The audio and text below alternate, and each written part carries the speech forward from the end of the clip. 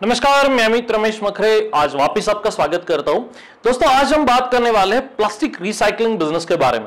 Usual तौर पर recycling industry में जो रेगुलर तौर पे जो प्रमोट किया जा रहा है वो तीन अलग अलग इंडस्ट्री है। सबसे पहले है प्लास्टिक रिसाइकलिंग, उसके बाद आता है फैब्रिक रिसाइकलिंग, और जो अभी जो मार्केट में अच्छा चल रहा है वो है ई वेस्ट रिसाइकलिंग बिजनेस। तो इसकी अलग अलग वीडियोस मैंने ऑलरेडी यूट्यूब पे चैनल पे डाली हुई है। हमारा chowdy.com नाम का एक वेबसाइट है, उस पर भी इस कैटेगरी में, वेस्ट प्रोसेसिंग कैटेगरी में, इन अलग अलग बिजनेस की इंफॉर्मेशन पेड स्वरूप या पेड फैसिलिटी पे उपलब्ध है। तो वहां भी जाकर आप पूरा इंफॉर्मेशन ले सकते हैं या हमारे अलग अलग सर्विसेज आप सब्सक्राइब कर सकते हैं। तो आज हम बात करने वाले हैं प्लास्टिक रिसाइकलिंग बिजनेस के बारे में। प्लास्टिक रिसाइकलिंग बिजनेस को मुझे लगता है कि पिछले कुछ सालों से हमारा प्लास्टिक का यूज बहुत ज्यादा बढ़ गया, राइट। तो भाई सबसे इंपॉर्टेंट बात यह है कि प्लास्टिक का इस्तेमाल तो बढ़ रहा है, पर रिसाइकलिंग इंडस्ट्री उस हिसाब से पिछले कुछ सालों में बढ़ नहीं रही थी। तो इसके दुष्परिणाम यही हुए कि यार मार्केट में यहां वहां प्लास्टिक दिखने लगा, और फाइनली सेंट्रल गवर्नमेंट ने अब धीरे धीरे करके, जैसे कैरी बैग प्लास्टिक पे जैसे अब यूज करना, सेंट्रल गवर्नमेंट ने इसमें मुझे लगता है कि जून या जुलाई 2022 में सेंट्रल गवर्नमेंट ने एक सर्कुलर निकाल के बता दिया कि अब इसका इस्तेमाल नहीं होगा, धीरे धीरे करके हमें इसका इस्तेमाल पूरे तरीके से बंद करना है। तो मुझे लगता है कि यार वो तो प्लास्टिक है, पर अब वहां तक यदि गवर्नमेंट ने बंद करने का कोशिश या बंद करने का सर्कुलर भी निकाल दिया, तब तक मार्केट में बहुत सारा प्लास्टिक ऑलरेडी डिस्ट्रीब्यूट हो चुका है। तो उस प्लास्टिक को यदि रिसाइकल करना हो तो बहुत इंपॉर्टेंट बात है कि उसके लिए रिसाइकलिंग प्लांट होना बहुत जरूरी है। इसके साथ हम घर में, ऑफिस में, यहां में, वहां में, बर्तनों में, कहीं भी अलग अलग डिब्बे को माध्यम से या टूथब्रश के माध्यम से, अलग अलग माध्यम से हम ऑलरेडी बहुत सारा प्लास्टिक यूज करते ही है और कर भी रहे। तो इन जैसे प्लास्टिक को यदि आपको प्रोसेस करना हो, यदि इस प्लास्टिक को आपको रिसाइकल करना हो, तो उसके लिए स्पेशली रिसाइकल प्लांट सेटअप करना बहुत जरूरी है। तो इसमें यदि मार्केट का स्कोप, डिमांड और फ्यूचर देखा जाए तो बहुत बड़ी अपॉर्चुनिटी है, क्योंकि यार है तो ये स्क्रैप का बिजनेस। तो सबसे इंपॉर्टेंट बात यह है कि यूजुअल आदमी भाई स्क्रैप का बिजनेस क्यों करे, हमें तो स्टेटस वाला बिजनेस करना है। ये जो कंसेप्ट होता है ना, इसी हिसाब से मुझे लगता है कि इस बिजनेस में इतना ज्यादा कंपटीशन नहीं रहेगा। तो फ्यूचर में डेफिनेटली इसमें स्कोप है, और कम से कम पिछले आगे के 10 साल इसमें कोई तकलीफ नहीं होगी।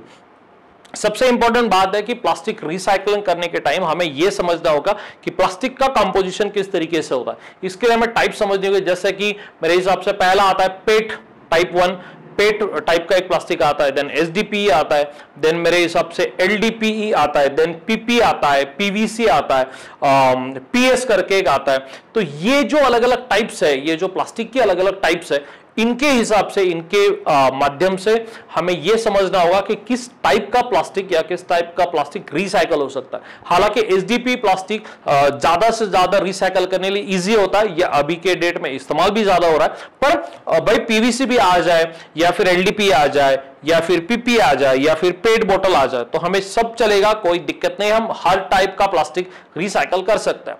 तो जिस इंडस्ट्री के बारे में मैं आज बात करने वाला हूं, वो इंडस्ट्री है बेसिकली प्लास्टिक रिसाइकलिंग बिजनेस। की भाई जो प्लास्टिक मार्केट में कूड़े के माध्यम से या फिर घरों के माध्यम से आप कलेक्ट करोगे, यानी बैकवर्ड लिंकेज क्या होगा कि आपको आपका एक बैकवर्ड लिंकेज सेटअप करना होगा। एग्जिस्टिंग मार्केट में लोग है, सबसे इंपॉर्टेंट बात क्या है, एग्जिस्टिंग मार्केट में लोग है, तो यदि उसी चैनल से आप प्लास्टिक कलेक्ट करें, उसी चैनल से आप प्लास्टिक परचेस करें, आपका बैकवर्ड लिंकेज सेटअप करें, और उसके बाद इसका एक पूरा प्रोसेसिंग प्लांट लगवा, फ्रॉम स्टार्टिंग यानी वॉशिंग से लेकर फाइनली ग्रैन्यूल्स बनाने तक का यदि पूरा प्लांट लगवाए, तो डेफिनेटली इसमें बहुत बड़ा काम बन सकता है।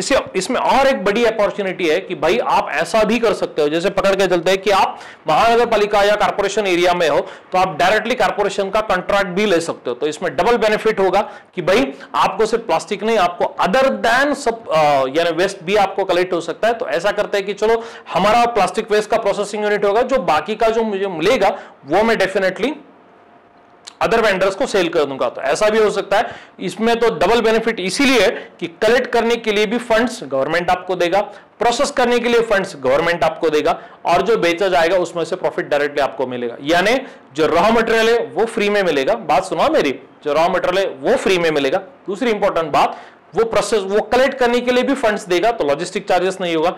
तीसरी बात, प्रोसेस करने के लिए पैसा गवर्नमेंट देगा, यानी प्रोडक्शन कॉस्ट नहीं आएगा। लास्ट वाली चीज है, जो बेचोगे उससे प्रॉफिट आपको ही लेना होगा। तो यार इस हिसाब से तो 100% प्रॉफिटेबल बिजनेस बन गया, राइट। तो यहां कम ज्यादा हो सकता है, तो इतना इजी नहीं होता कि चलो 100% प्रॉफिट बन गया तो 100% मुनाफा, ऐसा नहीं होगा, क्योंकि प्लांट लगवाने के लिए तो पैसा लगेगा। पर इसमें भी इसमें भी अगेन गवर्नमेंट आपको अलग अलग गवर्नमेंट स्कीम्स के माध्यम से आपको सेटअप करने के लिए पैसा दे सकता है। जैसे पकड़ के चलते कि एक 50 लाख का प्लांट यदि बन जाता है, यदि मशीनरी की बात करें तो भाई वॉशिंग से लेकर या क्लीनिंग से लेकर ग्रेडिंग से लेकर जो पूरी जो मशीनरी का जो सेटअप आता है, जो प्लास्टिक रिसाइकलिंग का, एंड में जो प्लास्टिक फाइनली जो पैलेट बनती है, वो पैलेट बनाने तक जो पूरा सेटअप हो, अप्रोक्सली उसका कॉस्ट 40 से 50 लाख तक निकल जाता है, अप्रोक्स कॉस्ट बता रहा हूं, राइट। तो भाई ये तो कॉस्ट हो गया मशीनरी का। इसके साथ इन्वेस्टमेंट होगा, शेड का इन्वेस्टमेंट करना पड़ेगा, राइट। ये भी इनिशियल लेवल पे हमें करना पड़ेगा, इसके लिए तो गवर्नमेंट पैसा नहीं देगा, यानी पैसा देगा, प्रोसेस करने का पैसा अलग है। इसके लिए यानी मशीनरी के लिए, शेड के लिए और रॉ मटेरियल के लिए हमें गवर्नमेंट की जैसे सीएमईजीपी की स्कीम हो गई, इसमें हमें अलग से फंड्स मिल सकते हैं। तो हम हमारे चावड़ी में, जैसे आपने देखा होगा कि हम अलग अलग बिजनेस का गाइडेंस करते हैं, अलग अलग बिजनेस की कंसल्टेंसी या ट्रेनिंग प्रोवाइड करते हैं। तो हमारी टीम ने जब इस प्लास्टिक रिसाइकलिंग पे काम किया तो मुझे लगा कि यार इसमें बहुत अच्छा स्कोप है और लोग पेनिट्रेट नहीं होंगे, यानी बहुत ज्यादा यूनिट्स उसके बढ़ने की संभावना अभी तो मुझे नहीं लग रही। तो बेनिफिट यही है कि आप आपके लोकल एरिया का स्टडी कर, आपके लोकल एरिया का मार्केट देखकर डेफिनेटली इसमें काम कर सकते हो। भाई ऐसा है कि जो फाइनल प्रोडक्ट जो बनता है, जो फाइनल प्रोडक्ट जो इसमें पैलेट बनती है, वो तो डेफिनेटली वापस इंजेक्शन मोल्डिंग प्लांट को सेल करना है। तो भाई ऐसा है कि इंडिया में कम से कम 15 से 18 स्टेट्स में इस बिजनेस को डेफिनेटली अच्छी तरीके से किया जा सकता है। तो मुझे ये लगता है कि ये बिजनेस आपको पकड़ के चल दे कि आपको बिजनेस स्टार्ट करने के लिए भी गवर्नमेंट से फंड मिल जाएगा और बिजनेस रन करने के लिए भी गवर्नमेंट से फंड मिल जाएगा। इतना ईजी तो मैंने जितने बिजनेस मैंने देखे चावड़ी में, उतने बिजनेस में ये वाला फैसिलिटी नहीं होता जो वेस्ट प्रोसेसिंग में मिल रहा है, राइट। तो ये ऐसा नहीं है कि सिर्फ प्लास्टिक वेस्ट की मैं बात कर रहा हूं, डेफिनेटली अलग देन वेस्ट भी है। जैसे कि आप यदि किसी कारपोरेशन का टेंडर उठा लेते हो, जो पूरे कचरे का टेंडर यदि उठा लेते हो, तो इसमें यह होगा कि आपको पूरा कचरा उठाना पड़ेगा। तो वो जो अलग अलग सेग्रीगेशन करना है, उस पर भी आपको थोड़ा सा ध्यान देना होगा। आपके लोकल एरिया में या कारपोरेशन में लोगों को हैबिट लगाना होगा कि यार आप अलग अलग करें, प्लास्टिक का मटेरियल अलग करें, फूड मटेरियल अलग करें या अदर देन वेस्ट अलग करें। तो इसमें थोड़ा सा डिफिकल्टी है, पर यार डिफिकल्टी की चीज में नहीं है। तो पैसा तो बन रहा है तो भाई आपको तो करना चाहिए। तो मेरे हिसाब से इस बिजनेस में ज्यादा तकलीफ नहीं है। रही बात इन्वेस्टमेंट की, जो मैंने पहले ही बताया कि 50-1 लाख तक मशीनरी जा सकती है, इसके साथ शेड का और थोड़ा बहुत यहां वहां का खर्चा करना पड़ेगा।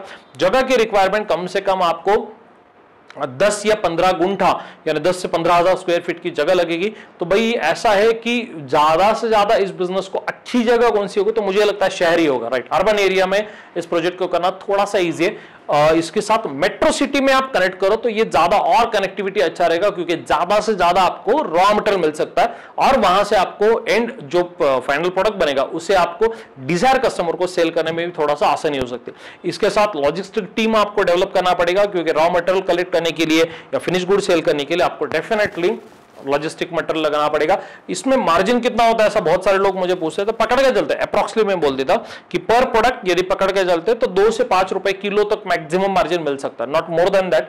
5 रुपए बहुत ज्यादा हो गया, पर 1-2 से 3 रुपए अप्रोक्सीमेट मार्जिन मिलेगा। पर ये बल्क में क्वांटम में जब होगा तो डेफिनेटली इसमें फायदा हो सकता है।